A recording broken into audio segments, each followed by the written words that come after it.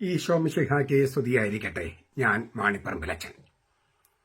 ഇന്നലത്തെ breaking news ആയിരുന്നു Kannur central ജയിലിൽ തടവിലായിരുന്ന ഗോവിന്ദച്ചാമിയുടെ ജയിൽ ചാട്ടം.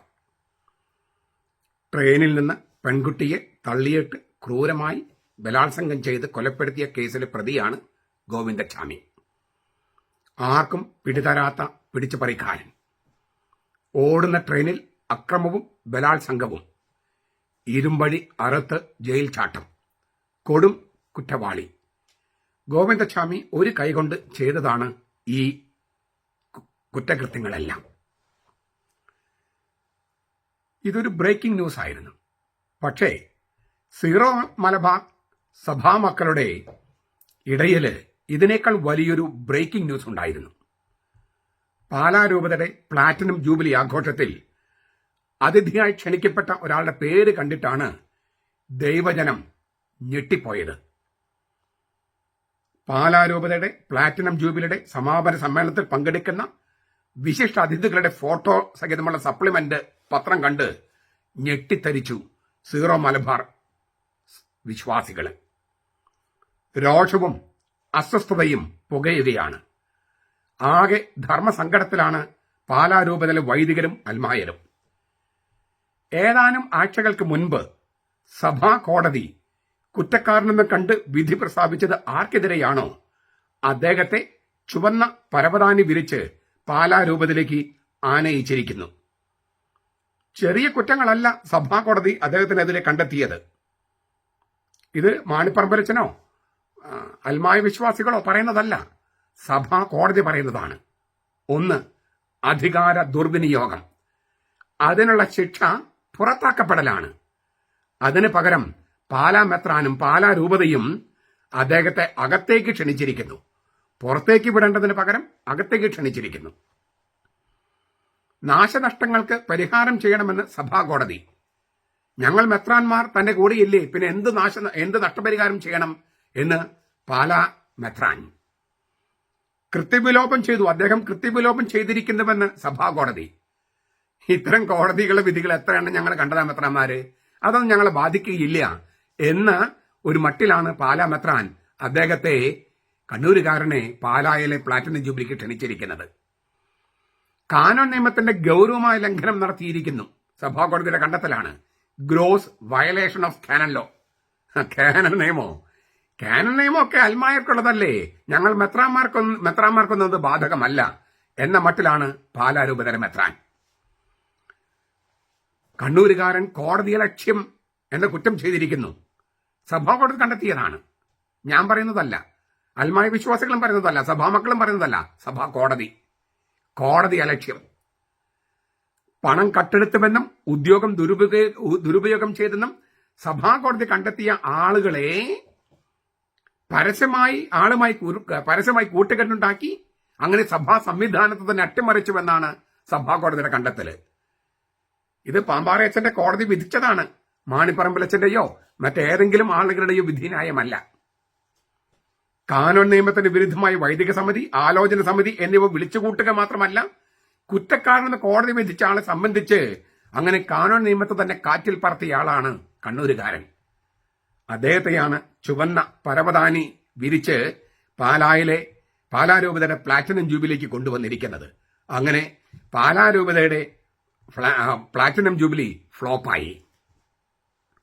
ഇങ്ങനെ ഇത്ര ശക്തമായ ഭാഷയിൽ ഉത്തരവിറക്കി സഭാ കോടതി വിധിച്ചത് ആർക്കെതിരെയാണോ അദ്ദേഹത്തെ ചുവന്ന പരവതാനി വിരിച്ച് പാലായിലെ പ്ലാറ്റിനം ജൂബിലിക്ക് ആനയിക്കുമ്പോൾ എന്താണ് പാലാ മെത്രാൻ സഭയ്ക്ക് നൽകുന്ന സന്ദേശം?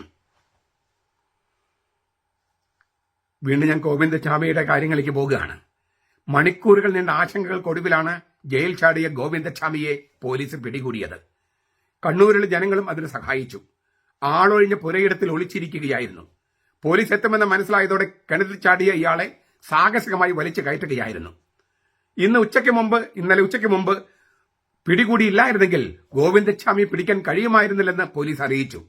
കോയമ്പത്തൂർക്ക് കടന്നിരുന്നുവെങ്കിൽ ഗോവിന്ദച്ചാമിയെ പിടിക്കാൻ കഴിയുമായിരുന്നില്ല. മാത്രമല്ല, ഗോവിന്ദച്ചാമി ഒറ്റയ്ക്കല്ല ജയിൽ ചാടിയിട്ടുള്ളത്. അതിന് അയാൾക്ക് കഴിയില്ല. ഇയാളുടെ പിന്നിൽ കള്ളന്മാരുടെ മാഫിയുണ്ട്. ഗോവിന്ദച്ചാമി ഭരണ നേതൃത്വത്തിന് പ്രിയപ്പെട്ടവരുടെ കൂട്ടത്തിലുള്ള ആളാണ്. അകത്തുനിന്നും പുറത്തുനിന്നും സഹായം ഗോവിന്ദസ്വാമിക്ക് കിട്ടുന്നു. സർക്കാരിന് വേണ്ടപ്പെട്ടവരുടെ കൂട്ടത്തിലുള്ളവരാണ് ഗോവിന്ദസ്വാമി. കണ്ണൂർ സെൻട്രൽ ജയില് ക്രിമിനലുകളുടെ കൂടാണ്. അവർക്ക് കുട പിടിച്ചു കൊടുക്കുകയാണ് അധികാരികൾ. ഇതേ വികാരമാണ്, ഇപ്പൊ ഈ പറഞ്ഞ വികാരം തന്നെയാണ് സത്യക്രിസ്ത്യാനികൾക്ക് ഇപ്പോഴുള്ളത്, പ്രത്യേകിച്ച് സീറോ മലബാർ സഭയില്. ഗോവിന്ദസ്വാമിയെ പിടികൂടാൻ കഴിഞ്ഞു, പക്ഷെ നമുക്ക് കണ്ണൂരുകാരനെ പിടികൂടാൻ കഴിയില്ല. സഭാ കോടതി കുറ്റക്കാരനെ കണ്ടെത്തിയയാളെ മാറ്റി നിർത്താൻ പോലും കഴിയില്ല. ദൈവജനത്തെ നോക്കി കൊഞ്ഞനം കുത്തുകയാണ് പാലാരൂപതയും പാലാമെത്രാനും. കാനൂൺ നിയമത്തെയും സഭയുടെ കുർബാനയെയും അട്ടിമറിച്ച ഒരാളെ ക്ഷണിച്ചുകൊണ്ടുവന്നിരിക്കുന്നു. എന്ത് സന്ദേശമാണ് ഇതിലൂടെ നൽകുന്നത്? എന്ത് ധാർമ്മികതയാണ് പാലായിലെ രൂപത സീറോ മലബാർ സഭയെ പഠിപ്പിക്കുന്നത്? ഈ വാർത്ത വന്നതിന് പിന്നാലെ ജോസി കോയിക്കരുടെ ഒരു കുറിപ്പ് സമൂഹ മാധ്യമത്തിൽ വന്നിരുന്നു. വളരെ പ്രസക്തമായ ഒരു കുറിപ്പ്. അത് ഞാനൊന്ന് സൂചിപ്പിക്കുകയാണ് ഇവിടെ. തിരുവനന്തപുരം ഫോർട്ട് ഹൈസ്കൂളിൽ നടന്ന ഈ വർഷത്തെ പ്രവേശനോത്സവത്തില് പോക്സോ കേസിൽ പ്രതിയായ മുകേഷ് എം നായർ മുഖ്യാതിഥിയായി ക്ഷണിക്കപ്പെട്ടു. പ്രായപൂർത്തിയാകാത്തവരെ ദുരുപയോഗം ചെയ്തു എന്ന കളങ്കം പേറുന്നയാളെ പ്രായപൂർത്തിയാകാത്ത കുട്ടികളുടെ മുമ്പിൽ വീരനായി വിശിഷ്ടാതിഥിയായി ചിത്രീകരിച്ച് അവതരിപ്പിച്ചു. എത്ര വലിയ ക്രൂരമായ വിനോദം, എത്രമാത്രം തെറ്റായ സന്ദേശം! ഇത് വലിയ കോളിളക്കം സൃഷ്ടിച്ചു. തെറ്റായ സന്ദേശം നൽകി വലിയ ഉതപ്പുണ്ടാക്കിയതിൽ ധാർമ്മിക ബോധമുള്ളവർ അസ്വസ്ഥരാവുകയും സംഭവം വലിയ കോളിളക്കമുണ്ടാക്കുകയും ചെയ്തു. വിദ്യാഭ്യാസ മന്ത്രി അതേക്കുറിച്ച് അടിയന്തര റിപ്പോർട്ട് ആവശ്യപ്പെട്ടു. പ്രവേശനോത്സവം സ്പോൺസർ ചെയ്ത സംഘടനയാണ് മുകേഷിനെ കൊണ്ടുവന്നതെന്നും തനിക്ക് മനസ്സറിവില്ലെന്നും ഹെഡ്മാസ്റ്റർ വിശദീകരണം നൽകിയെങ്കിലും മാനേജ്മെന്റ് അദ്ദേഹത്തെ സസ്പെൻഡ് ചെയ്തു.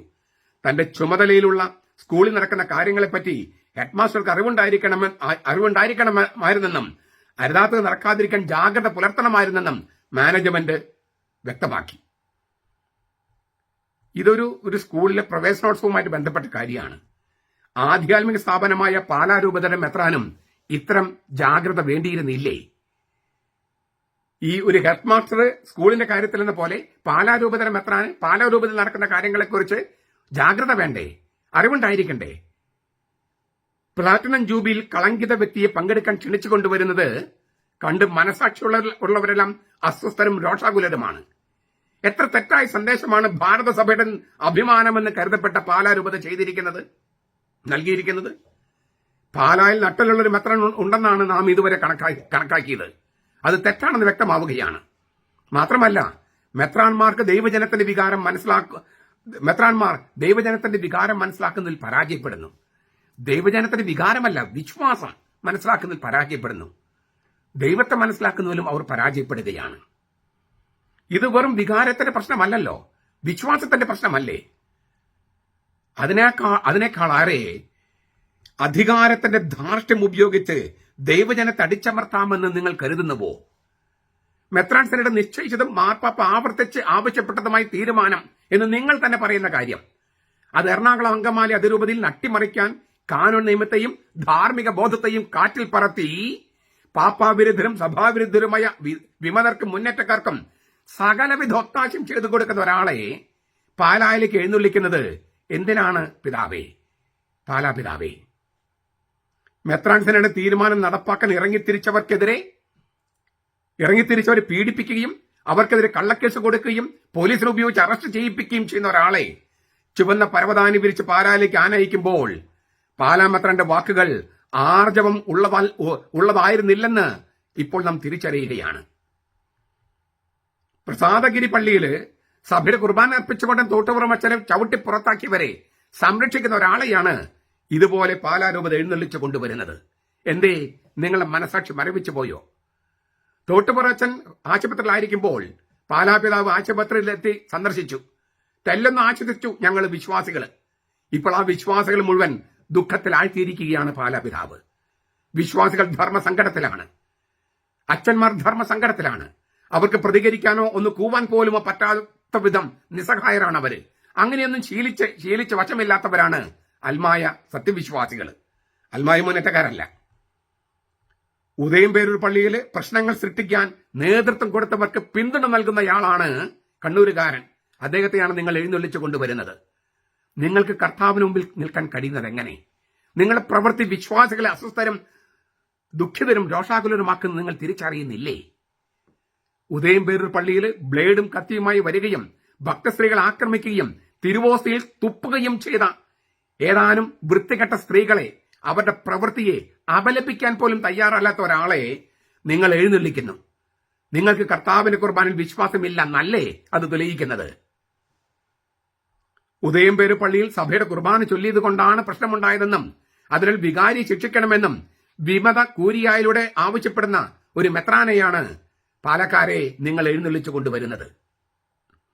മാർപ്പാപ്പയെ സ്ഥിരമായി ധിക്കരിക്കുന്നവരെ ചേർത്ത് പിടിച്ച് പ്രോത്സാഹിപ്പിക്കുന്ന ഒരാളെ എഴുന്നള്ളിച്ചു കൊണ്ടുവരുന്നതിലൂടെ എന്ത് സന്ദേശമാണ് പാലാ രൂപത ഈ പ്ലാറ്റിനം ജൂബിലി അവസരത്തിൽ ലോകത്തിനും കത്തോലിക്ക സഭയ്ക്കും നൽകുന്നത്, വിശ്വാസികൾക്ക് നൽകുന്നത്? ഗോവിന്ദസ്വാമിയെ കാണുമ്പോൾ ഉണ്ടാകുന്ന ജനങ്ങൾക്കുണ്ടാകുന്ന അതേ രോഷമാണ് സത്യവിശ്വാസികൾക്ക് ഇപ്പോൾ ഉണ്ടാകുന്നത്. ഗോവിന്ദസ്വാമിയെ പിടിക്കാൻ കഴിഞ്ഞു, പക്ഷേ ഈ സഭയിൽ കുറ്റകൃത്യം ചെയ്തവരെ പിടിക്കാൻ കഴിയില്ല. കാരണം സംരക്ഷിക്കുന്നത് ഉന്നതരാണ്, സംരക്ഷിക്കുന്നത് അകത്തുനിന്നും പുറത്തുനിന്നും സഹായിക്കുന്നത് ഉന്നതരാണ്. പാലക്കാരിൽ ഞങ്ങളിത് പ്രതീക്ഷിച്ചില്ല. കുറച്ചെങ്കിലും സഭാസ്നേഹവും സത്യസന്ധതയും നീതിബോധവും ധാർമ്മിക ബോധവും ഞങ്ങൾ പാലക്കാരിൽ നിന്ന് പ്രതീക്ഷിച്ചു. ഞങ്ങൾക്ക് തെറ്റിപ്പോയി. സഭയുടെ വിശ്വാസത്തെയും പ്രബോധനങ്ങളെയും പരസ്യമായി എതിർക്കുന്നവർ, മനഃപൂർവ്വം സഭാ നിയമങ്ങൾ ലംഘിക്കുന്നവർ പാലാ രൂപതയുടെ പൊതുയോഗത്തിൽ പങ്കെടുക്കാൻ പാടില്ലെന്ന് ആ രൂപതയുടെ നിയമാവലിയിലുണ്ട്. ഇത് അൽമായർക്ക് മാത്രമുള്ളതോ അതോ മെത്രാന്മാർക്കും ബാധകമാണോ? ഇത് വ്യക്തമാക്കണം പാലാ പിതാവേ. മെത്രാന്മാർക്ക് എന്ത് തെമ്മാടിത്തരവും കാണിക്കാം, ആരും ചോദിക്കാനില്ല എന്ന നിലപാട് പാലാ മെത്രാനും സ്വീകരിച്ചത് തീർത്തും മോശമായി പോയി.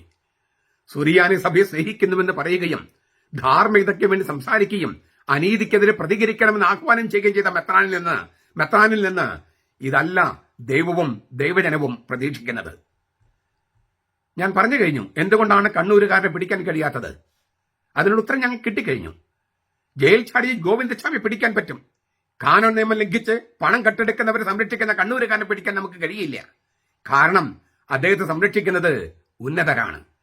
ഏറ്റവും പ്രിയപ്പെട്ടവരുടെ കൂട്ടത്തിലുള്ള അദ്ദേഹത്തിന് അകത്തുനിന്നും പുറത്തുനിന്നും സംരക്ഷണം ലഭിക്കുന്നു. പാവം വിശ്വാസികൾ വിചാരിക്കുക ഈ ഓഗസ്റ്റിലെ സെനഡ് ഇടപെടും, വത്തിക്കാൻ ഇടപെടും. വെറും വ്യാമോഹം. എന്താണ് മെത്രാന്മാരുടെ സെനഡ് സംഭവിക്കാൻ പോകുന്നത് എന്നതിന്റെ ഒരു പൂർവ്വ ചിത്രമാണ് പാലാ രൂപത നമുക്ക് നൽകിയിരിക്കുന്നത്. ഈ ഓഗസ്റ്റ് സെനഡിൽ എന്താണ് സംഭവിക്കാൻ പോകുക? അത് ഈ പ്ലാറ്റിനം ജൂബിലിയിൽ കളങ്കിതിരക്ക് ക്ഷണിച്ചുകൊണ്ടുവരുന്നതിലൂടെ ലോകത്തിന് വെളിപ്പെടുത്തി കഴിഞ്ഞു. പാലാപിതാവേ, എന്താണ് ജൂബിലി? എന്താണ് ജൂബിലി? എന്തിനാണ് കത്തോലിക്ക സഭ ജൂബിലി പ്രഖ്യാപിക്കുന്നത്? മനുഷ്യർ ദൈവത്തോട് ചെയ്ത പാപങ്ങളും കടങ്ങളും ക്ഷമിക്കപ്പെടാനുള്ള സന്ദർഭമാണ് കത്തോലിക്ക സഭ പ്രഖ്യാപിക്കുന്ന ജൂബിലികൾ. മനുഷ്യർ ദൈവത്തോട് ചെയ്ത പാപങ്ങളും കടങ്ങളും ക്ഷമിക്കപ്പെടാനുള്ള സന്ദർഭം. എന്നിട്ട് പാലാരൂപതയുടെ പ്ലാറ്റിനം ജൂബിലി എന്തിനു വേണ്ടിയുള്ളതാണ്? എല്ലാ കടങ്ങളും വീട്ടാനും പാപങ്ങൾ ക്ഷമിക്കപ്പെടാനുമുള്ള അവസരമാണോ ഈ പ്ലാറ്റിനം ജൂബിലി ഒരുക്കിയിരിക്കുന്നത്? വെറുതെയല്ല എറണാകുളം അങ്കമാലിയിലെ വിമത വൈദികരെ അഹങ്കരിക്കുന്നത്, മുന്നേറ്റക്കാര് അർമാദിക്കുന്നത്. അവരുടെ പോക്കറ്റിലാണ് മെത്രാൻ സെനഡ്, അവരുടെ പോക്കറ്റിലാണ് മെത്രാന്മാര്. പാവം ദൈവജനം വിചാരിക്കുന്നു അവരുടെ കൂടെയാണെന്ന്. അൽമായ മുന്നേറ്റക്കാർക്കും വിമതർക്കും അർമാദിക്കാനുള്ള സമയമാണിത്. വിമത കൂരി അവരാഗ്രഹിച്ച പോലെ വിമത കൂരിയ നിലവിൽ വന്നു. ഏകീകൃത കുർബാന നിലവിലുണ്ടായിരുന്ന പള്ളികളിൽ അതിക്രമം ചെയ്ത് ചിലതെല്ലാം അടപ്പിച്ചു. അവരാഗ്രഹമായിരുന്നു അത്. ഏകീകൃത കുർബാന മാത്രം അർപ്പിക്കാമെന്ന് സത്യപ്രതിജ്ഞ ചെയ്ത് പട്ടം സ്വീകരിച്ച നവവൈദികരെല്ലാം ജനാഭിമുഖ പൂജ നടത്തി സംതൃപ്തി അടയുന്നു, നിർവൃതി അടയുന്നു. Saint Mary's cathedral basilica major arch ബിഷപ്പിന്റെ ഭദ്രാസനം അടഞ്ഞുകിടക്കുന്നു വർഷങ്ങളായിട്ട്. ആർക്കും ഒന്നും തോന്നുന്നില്ല, തുറക്കണമെന്ന് വിചാരമേ ഇല്ല. വത്തിക്കാൻ നടപടി എടുത്തതുൾപ്പെടെ എല്ലാ ക്രിമിനൽ വൈദികരും കുറ്റവിമുക്തരായി, ഒരു വിചാരണ നടപടികളും നേരിടാതെ. സഭയുടെ ആ മേജർ ആർച്ച് ബിഷപ്പിനെ ഗൂഢതന്ത്രത്തിൽ നീക്കി വിമതർക്ക് ദാസ്യവേല ചെയ്യുന്ന മറ്റൊരാളെ ആ സ്ഥാനത്ത് ഇരുത്തി.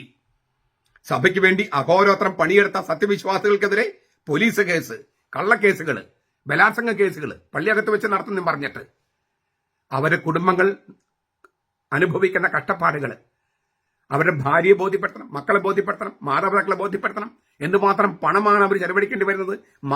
മാനസിക സംഘർഷം, ജോലിക്ക് പോകാൻ പറ്റുന്നില്ല, അവർ ജോലിയിൽ ശ്രദ്ധിക്കാൻ പറ്റുന്നില്ല. എല്ലാം സഭയ്ക്ക് വേണ്ടി, മെത്രാൻസിനെടുത്ത തീരുമാനം നടപ്പാക്കാൻ വേണ്ടി. എന്നിട്ട് മെത്രാന്മാരെ തന്നെയാണ് അവർ പീഡിപ്പിക്കുന്നത്.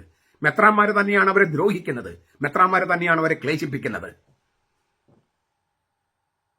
ഇതെല്ലാം അൽമായ മുന്നേറ്റക്കാരൻ തീരുമാനിക്കുന്നതല്ല നടക്കുന്നു. അയാൾക്ക് പിന്തുണ കൊടുക്കുന്ന വിമതരും അവർക്ക് പ്രോത്സാഹനം കൊടുക്കുന്ന വിമത മെത്രാനും വിജയിച്ചു നിൽക്കുന്നതായി ദൈവജനത്തിന് തോന്നിപ്പോകുന്നു. പക്ഷേ യെശയ്യാ പ്രവാചകനിലൂടെ നിങ്ങളോട് കർത്താവ് ഇങ്ങനെ പറയുന്നുവെന്ന് ഞങ്ങൾ തിരിച്ചറിയുന്നു. 1-ാമത്തെ അധ്യായം, 14-ാമത്തെ അധ്യായം, 47-ാമത്തെ അധ്യായം, ഈ അധ്യായങ്ങളിൽ ചില വാക്കുകളാണ് ഞാനിപ്പോൾ ഇവിടെ പറയുന്നത്. നിങ്ങൾ കരങ്ങൾ ഉയർത്തുമ്പോൾ ഞാൻ എന്റെ കണ്ണ് മറച്ചു കളയും. കർത്താവ് പറയണേ, നിങ്ങൾ എത്ര തന്നെ പ്രാർത്ഥിച്ചാലും ഞാൻ കേൾക്കുകയില്ല. നിങ്ങളുടെ കരം രക്തപങ്കിലമാണ്, നിങ്ങളുടെ കരം രക്തപങ്കിലമാണ്. നിങ്ങളെ കഴുകി വൃത്തിയാക്കുവിൻ. നിങ്ങളുടെ കർമ്മങ്ങളുടെ ദോഷം എന്റെ കൺമുന്നിൽ നിന്ന് നീക്കിക്കളയുവിൻ. തിന്മ ചെയ്യുന്നത് മതിയാക്കുവിൻ. നന്മ ചെയ്യാൻ ശീലിക്കുവിൻ. നീതി അന്വേഷിക്കുവിൻ. മർദ്ദകനെ തിരുത്തി നേർവഴിയാക്കുവിൻ. അനാഥന് ന്യായം നടത്തി കൊടുക്കുവിൻ. വിധവയ്ക്ക് വേണ്ടി വ്യവഹാരം ചെയ്യുവിൻ. മർദ്ദകൻ എങ്ങനെ നശിച്ചുപോയി എന്ന് നിങ്ങൾ തിരിച്ചറിയും. സ്വർണ്ണ നഗരം എങ്ങനെ മുടിഞ്ഞുപോയി. യാഹ്വേ ദുഷ്ടന്മാരുടെ വടിയും വാഴുന്നവരുടെ ചെങ്കോലും ഒടിച്ചു കളഞ്ഞു.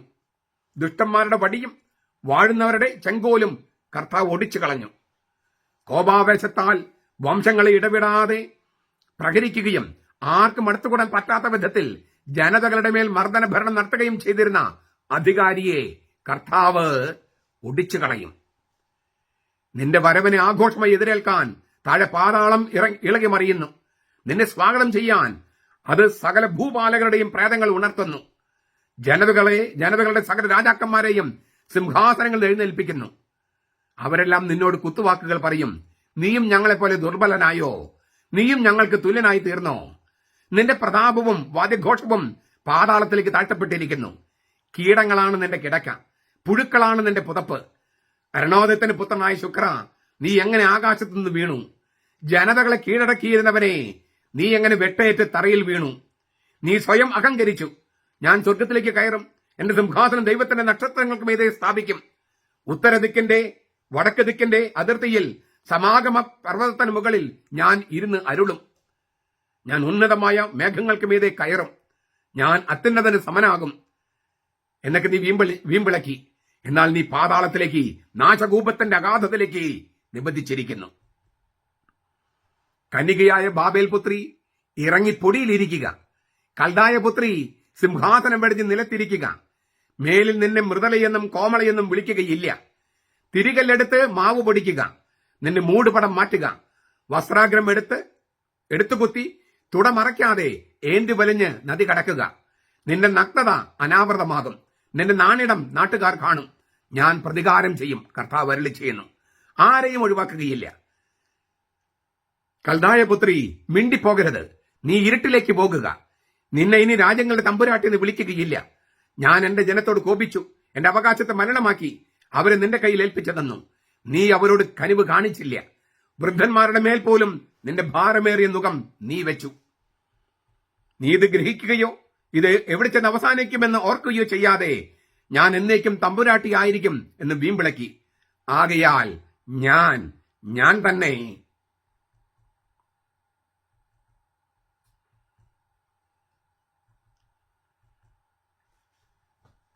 എനിക്ക് തുല്യനായി മറ്റാരുമില്ല.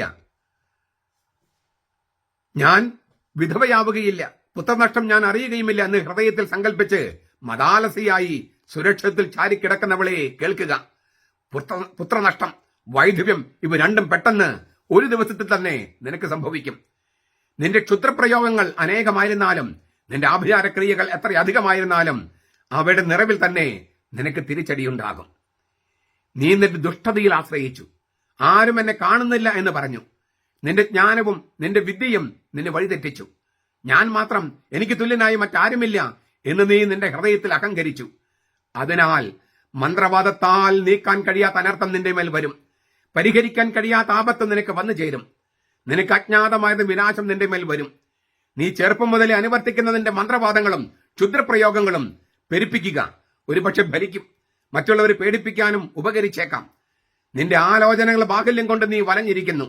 ജ്യോതിഷക്കാരും നക്ഷത്രഫലം നോക്കുന്നവരും നിന്റെ ഭാവി അമാവാസകൾ പ്രവചിക്കുന്നവരും ഇപ്പോൾ മുന്നോട്ട് വന്ന് നിന്നെ രക്ഷിക്കട്ടെ.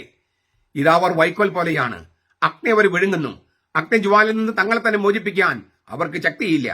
അത് കുളിര് മാറ്റാൻ തക്ക കനലോ ഇരുന്ന് കായാൻ തക്ക തീയോ അല്ല. ചെറുപ്പം മുതൽ നിന്നോടത്ത് വ്യാപാരം ചെയ്ത ആഭിചാരകന്മാർ നിന്നെ ഉപേക്ഷിച്ച് താങ്കളുടെ ദിക്കിലേക്ക് അലഞ്ഞു നടക്കും. ആരും നിന്നെ രക്ഷിക്കുകയില്ല. ഇത് യെശയ്യാ പ്രവാചകന്റെ വാക്കുകളാണ്. ഞാൻ ആവർത്തിക്കുക, പാലാരൂപതയ്ക്ക് ഈ ഇടർച്ച ഒഴിവാക്കാമായിരുന്നു. പാലാരൂപതയുടെ പ്ലാറ്റിനം ജൂബിലി ആഘോഷമാണ് ഇന്ന് ശനിയാഴ്ച 2025 ജൂലൈ 26 രാവിലെ 9 മണിക്ക് പാല കത്തീഡ്രൽ ഭദ്രാസന ദേവാലയത്തിലെ സമൂഹബലിയും അതേ തുടർന്ന് ഭദ്രാസന ദേവാലയത്തിന്റെ പാരിഷ് ഹാളിലെ പൊതുസമ്മേളനവും. ഈ പരിപാടിക്ക് പോകാൻ ഞങ്ങൾക്ക് മനസ്സില്ല എന്നാണ് അനേകം വൈദികർ എന്നെ വിളിച്ചു പറഞ്ഞത്. അത് പ്ലാറ്റിനം ജൂബിലിയോടുള്ള എതിർപ്പ് കൊണ്ടല്ല. ഈ പരിപാടി പ്രസംഗിക്കാൻ ക്ഷണിക്കപ്പെട്ടിരിക്കുന്ന 2 വ്യക്തികളോടുള്ള എതിർപ്പാണ്. അത് വ്യക്തിപരമായ എതിർപ്പല്ല. വിശ്വാസവും സഭയും പാരമ്പര്യവും സുറിയാനി പാരമ്പര്യവും അതുമായിട്ട് ബന്ധപ്പെട്ട ഒരു എതിർപ്പാണ്. കാരണം സീറോ മലബാർ സഭയെ മൊത്തത്തിൽ നാണം കെടുത്തിയിരിക്കുന്ന സഭാ നേതൃത്വത്തിലിരിക്കുന്ന 2 പേരെ ക്ഷണിച്ചുകൊണ്ടുവന്നിരിക്കുന്നു. ആ ഇടർച്ച ഒഴിവാക്കാമായിരുന്നു. അവർ പങ്കെടുക്കുന്ന സമ്മേളനങ്ങളിൽ പൊതുസമ്മേളനത്തിൽ പങ്കെടുക്കാൻ വൈദികർക്കും അൽമായർക്കും മനസ്സ് വരുന്നില്ല. എറണാകുളം അങ്കമാലി അതിരൂപതയിലെ വൈദികരെ പോലെ മാർപ്പാപ്പിയെയും മെത്രാന്മാരെയും ധിക്കരിച്ച് അവർക്ക് ശീലമില്ല. ഇതാണ് ആ വൈദികരെ ധർമ്മസങ്കടത്തിലാക്കുന്നത്. ധിക്കരിക്കാനും വയ്യ, സന്മനസ്സോടെ അനുസരിക്കാനും വയ്യ. ഞാൻ എന്തിനാണ് ഇക്കാര്യം പറയുന്നത് എന്ന് നിങ്ങൾക്ക് മനസ്സിലാകും. എനിക്ക് ആരോടും വ്യക്തിപരമായി വിരോധമോ ദേഷ്യമോ ഇല്ലെന്ന് എല്ലാവർക്കും അറിയാം. മിക്കവരോടും സൗഹൃദമുണ്ട് താനും. എങ്കിലും കർത്താവിന് ദോഷം വരുന്ന, സുറിയാനി സഭയ്ക്ക് ദോഷം വരുന്ന ഒരു കാര്യം വന്നാൽ, കർത്താവിന് നിരക്കാത്ത ഒരു കാര്യം വന്നാൽ, ദൈവജനത്തിന് മൊത്തത്തിൽ നാണക്കേണ്ടുണ്ടാക്കുന്ന കാര്യം വന്നാൽ അതറിയിക്കേണ്ട ചുമതല എനിക്കുണ്ട്. ഈ അർത്ഥത്തിലാണ് ഈ സന്ദേശം, എന്റെ സന്ദേശം കണക്കാക്കുക എന്ന് എനിക്കറിയാം. ദൈവജനത്തിന്റെ വികാരം മനസ്സിലാക്കുന്നതിൽ, വികാരമല്ല വിശ്വാസം മനസ്സിലാക്കുന്നതിൽ സഭാ നേതൃത്വത്തിന് പിഴവ് പറ്റുന്നുവോ എന്ന് ഗൗരവത്തോടെ ചിന്തിക്കണം. തെറ്റുകൾ തിരുത്തണം. തെറ്റുകൾ തിരുത്തി കൂടുതൽ നല്ല ഭാവിയിലേക്ക് പോകാനുള്ള അവസരമാണ് ജൂബിലി, പ്ലാറ്റിനം ജൂബിലി പോലുള്ള പ്രധാനപ്പെട്ട ജൂബിലി.